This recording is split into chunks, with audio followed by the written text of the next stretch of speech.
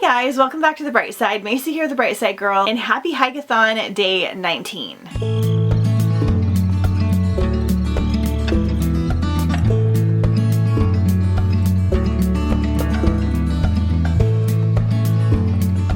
So today is the start of the final HIKEATHON reading vlog. I will link the other reading vlog. There are 5 in total. If you haven't seen them already, make sure you check them out. I did some really cool trails. We're reading some fun books. I went to a cabin, lots of HIKEATHON themed activities. Reading wise, as of right now, I am listening to 2 audiobooks. So I'm doing America the Beautiful. This is a nonfiction read. We're kind of just doing a little bit at a time. I'm still enjoying it overall. And then I'm doing Attached at the Hip by Christine Riccio. This is like a survival style rom-com. I'm having a good time with this one as well. And then I have a physical e-arc that I'm doing called A Darker Act. I have not gotten very far in this, so we really need to buckle down this weekend. I don't have any solid plans for this weekend. Jeff hurt his toe on our cabin trip, and so I'm not sure if we're going to be able to go and do any cool hikes. I'll probably have to go finish mine alone like we have been doing throughout the week. So a little bit sad about that, but I want him to make sure that he can heal because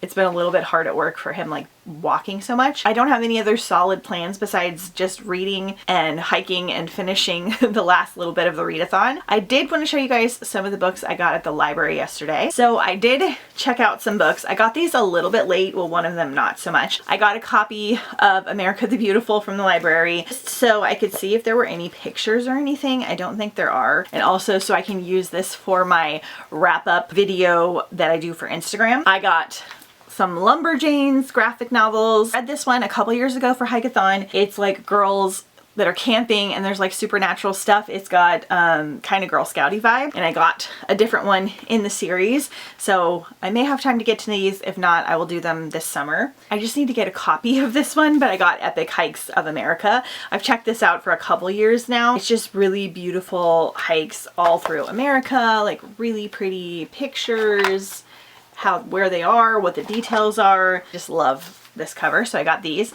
Those I all rented from the library. And then I got 3 books at the library bookstore. I got Abby Jimenez, The Night We Met. This is the pretty sprayed edge special edition. I got this one for $3 at the library bookstore. So pretty. I have never read from Abby. I'm not a massive contemporary fan. However, I follow Abby on Instagram and she's just the sweetest, cutest author. She has the sweetest family. She has the cutest dogs in the whole world. She has a cupcake shop and she just does a really good job like with her Instagram page. Even my husband likes it, so I feel like I owe it to her to at least read one of her books. And I think these are non-spicy romances, and I'm not sure how hard-hitting they get, but I will report back once I've read one, but they're beautiful. Then I got Black Wings Beating for $2 by Alex London. I thought this cover was really cool. The people of Utsar have long looked to the sky with hope and wonder.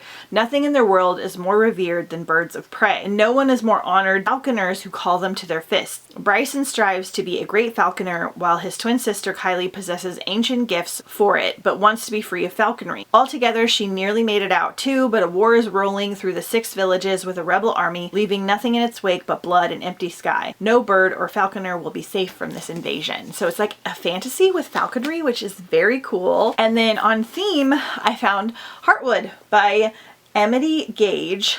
This is a great one for HIKEATHON. So deep in the Maine woods, an experienced hiker goes missing. She is 42 years old, Valerie Gillis, and has vanished 200 miles from her final destination, alone in the wilderness. Valerie pours her thoughts into fractured poetic letters to her mother as she battles the elements and struggles to keep hope. At the heart of the investigation is Beverly, the determined Maine State game warden tasked with finding Valerie, who leads the search on the ground. Meanwhile, Lena, a 76-year-old bird watcher in Connecticut retirement community, becomes an unexpected armchair detective. Following these different 3 women, there's like poems and things in here. I think we're on the Appalachian Trail, so perfect for HIKEATHON next year. Okay, I think that is all of my updates for now. I'm already up and kind of ready because I'm gonna go have a little girls' day with my mom and my sister in a little bit. We are gonna go get some lunch and do a little bit of shopping, and I'm probably gonna do my hike over there as well in this kind of pretty area. I'll film our little girls' day and my hike afterwards, and then I will check in with you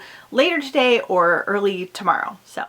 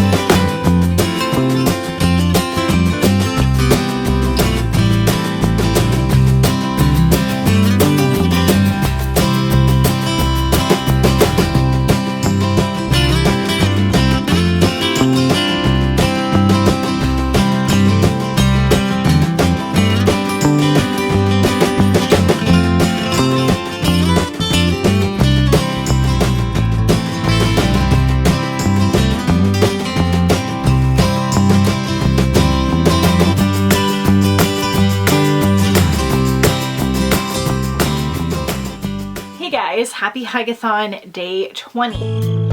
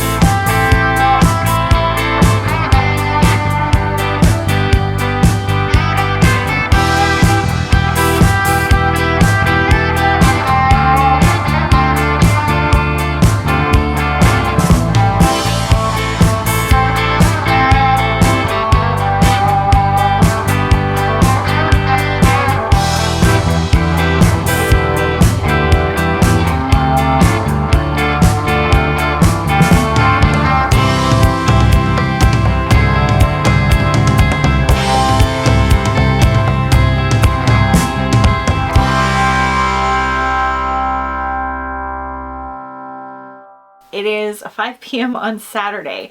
So a recap of yesterday. I went and had some breakfast and did some shopping with my mom and my sister. Followed up at a hike at this bird lagoon that I've been to before. And boy, was it a bird heavy day. I've seen birds there before, but not this many. So they had the white egrets, I think are what they're called. And then I can't remember the name of the guy that I filmed eating the fish, which was really cool. And then just like a bunch of other birds. So that was really fun. I did an hour, but it was like 2.5 miles because I kind of took my time and took videos and pictures and things while I was listening to Attached at the Hip.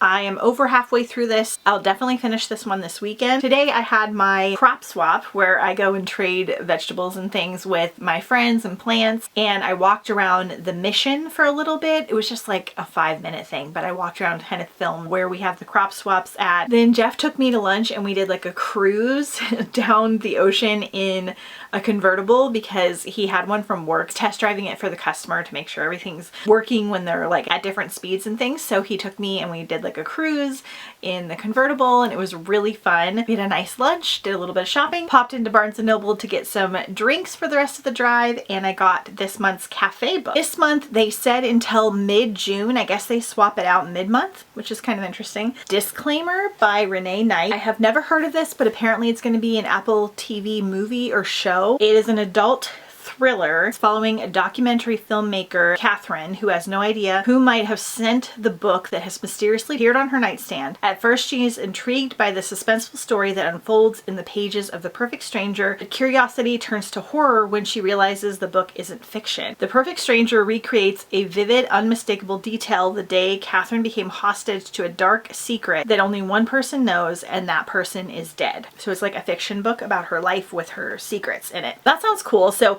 in case you didn't know, Barnes & Noble does a $5 cafe book, and you can also get this online, an add-on book to an order, but in their cafe, if you get a drink, they will have a $5 book that you can pick up. So this one should be available through mid-June, but I like to go and take a photo for my Instagram to share. We'll pop back in a couple weeks. It's like a good summer thriller. Also yesterday at the library bookstore, I had a really good jackpot find. So I got a big box of books, so I'll go over them with you. Impossible Creatures by Catherine Rundle, the sprayed edge edition. This one is a middle grade that has to do with like dragons and different cool fantasy creatures. It's got a fun map. This one was $3 since it's a newer book. For $1.50, I found 1,000 Heartbeats by Kiera Cass. Absolutely adore her selection series, and I did not like her betrothed duology. So Hopefully I like this one. My friend that agrees with me really liked this one, so I am excited that I got a copy for $1.50. I got an extra copy of To Best the Boys. This was one that was going to be potentially on my TBR for HIKEATHON. It's like a maze competition, alternate world type situation. It looks good, but I'm going to add this to the HIKEATHON giveaway. I got On the Banks of Plum Creek. This is a Little House on the Prairie book. This is the style that I like. I did not notice when I got it that it has writing on it, so that sucks. I am slowly recollecting these because these are like childhood favorites. Just love these so much. They're Western, based on a true story, Laura Ingalls Wilder's life. Fantastic chapter books, technically. I got Blackfish City by Sam J. Miller. The rest of these I think were all $1. After the climate wars, a floating city is constructed in the Arctic Circle, a remarkable feat of mechanical and social engineering. Complete with geothermal heating and sustainable energy, the city's denizens have become accustomed to a roughshod way of living. However, the city is starting to fray along the edges, crime and corruption have set in, and the contradictions of the incredible wealth alongside poverty are spawning unrest. And a dangerous epidemic nicknamed the Breaks is spreading to ravage the population. So, like a cool sci-fi read. Cruel Thirst, this was $1, and I'm pretty sure this came out last year, or maybe 2024. Yeah, 2024, like late 2024. And this is a young adult vampire book that I've been wanting to read by Angela Montoya. I just love this cover. Got a hardback copy of Wayward by Amelia Hart, so now I can use my paperback copy for the flower readathon. This one has to do with like plants and bugs and witchy magic, and it's supposed to be great. Two more ex-library dollar reads. I got Daughters of the Wild. This one sounded good for the flower readathon as well. In rural West Virginia, Joni and her foster sibling live on a farm tending to a mysterious plant called the vine. The older girls are responsible for cultivating the vine, performing sacred rituals to make it grow, and after Joanne's arranged marriage goes horribly wrong, leaving her widowed and with a baby, she plots her escape with the help of her foster brother Cello. Magical plants. And then one good for HIKEATHON, Matterhorn by Christopher Reich. First of all, just this cool mountain. Robbie Steinhardt lives a peaceful life, a fixture in his small alpine village. He tends cattle, minds his business, and doesn't dwell on his former life and the family and lover he left behind back when he was Mac Decker, CIA. When he learns his son Will died following in his footsteps, he needs answers. What mission took Will up into the Alpine Heights, and why is Isla Ivashka on the same trail? Isla is close friends of his rival Love, and Isla, who framed Mac for treason and sent him into hiding. Wiping away years of Mac returns to the field to find the secrets Will hid and find himself facing the Herculean task of stopping a terrorist plot. So it might be a little bit too CIA, like government officially for me, but I think they're on a mountain and possibly like going into the wilderness. I'm gonna do some more research. Okay, so that is it, I think, so far for Saturday. Feeling extra tired today and very allergy ridden, so I think I'm just gonna count that little walk around the Mission. Oh, and I went to this Heritage Rose Park where they have like a train museum. I think I'm gonna count that as like my walk outdoorsy activity for today, and I'll do one last like bigger hike tomorrow. I think that's all I'm going to check in with you about. I'm going to go and read as much as I can, and I'll check in with you guys tomorrow.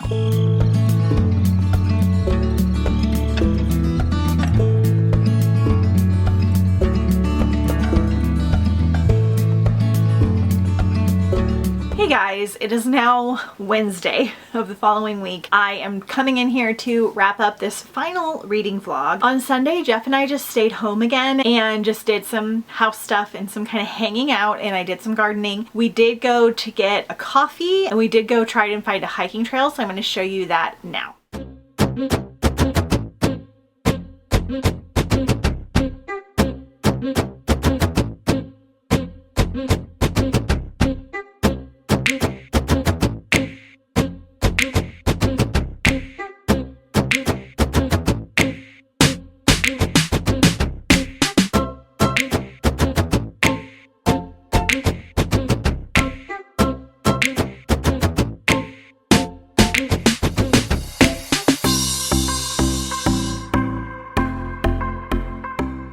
So our last hiking trail was not a major success. We were trying to find one near this area, and first I found this little park that looked promising, but it really was just like a loop around the park. And then across the street there was like a little nature trail that just looped around the neighborhood. It had little signs for different like plants in the area, so that was kind of neat, but nothing major. But we did wind up doing like 45 minutes, which was kind of impressive to wrap up this week. I also finished Attached at the Hip. I grabbed a copy from the library because I don't have my own copy, and I wound up really loving this. It really took me by surprise. We're gonna go over all the books I finished in order, go over my ratings and reviews, and what badges I used them for. I'm gonna go in order of least favorite to favorite, I think. These two are kind of tied. So I read a total of 7 books, all audiobooks once again, but I am happy with that based on how my reading year has gone. I did Book of Knives by Liz Haynes. This one was a 2.5 star. I was really enjoying it until the end, and then it just felt kind of pointless at the end. Like, some stuff did happen, but it kind of left you feeling like, what was the point? And there were some unopened answers. Make sure you are checking out the other reading vlogs to see like my full thoughts as I'm reading them, but a 2.5. And we used this one for the Fireside Story Challenge because it was a little bit of a spooky one. Then I did The Lake by Natasha Preston. Again, I was enjoying this about halfway through, and then it stopped being like about the camp and the campground, and it became kind of dark and twisty, but not necessarily in a way that I enjoy. And the ending got really wild and over the top, and I just hated the very end. But Natasha Preston is known for her like completely unexpected twisty endings. So far they have not gone over well. I read her book The Island and I enjoyed that twisty ending more, even though I was still kind of like, huh?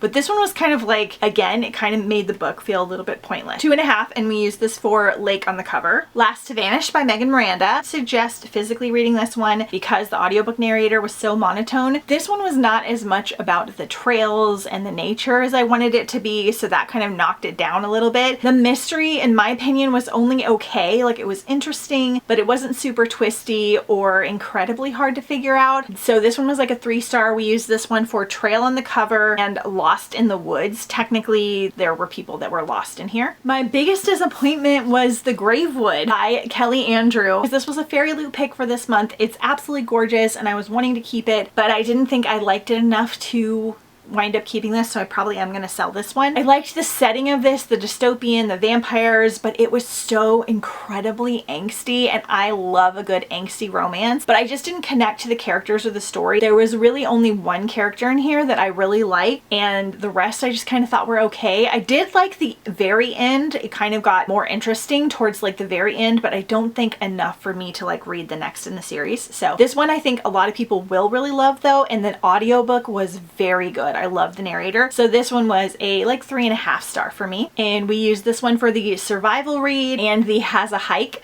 badge because the characters do kind of hike through the woods. How to Survive Camping by Bonnie Quinn. This one was a lot more of a true horror than what I expected. It definitely gets more gory than I was anticipating and dark. However, because there was so much humor with the way that it was told, and I was fascinated with all the mythology and all the supernatural creatures, and the setting was really campy, I gave this one a 4 star, and I used this one for the set at camp and wildlife on the cover. We're cheating a little bit with this one because there's like some supernatural elements to it and there are supernatural creatures. Then we have 3 Sisters by David McInnes Gill. This one was a new release for this year and I really enjoyed it. I think this one is still YA, but it almost leans a little bit middle grade. I really wound up liking this one. This one does deal with grief because they lose their mother and they're going to spread her ashes in this park, but with the active volcano and them getting like lost in the woods and having to like survive as a family, and there were some good twisty elements in here and it was really fun. I liked the audiobook in particular because they kind of go back and forth between the rangers talking to each other and the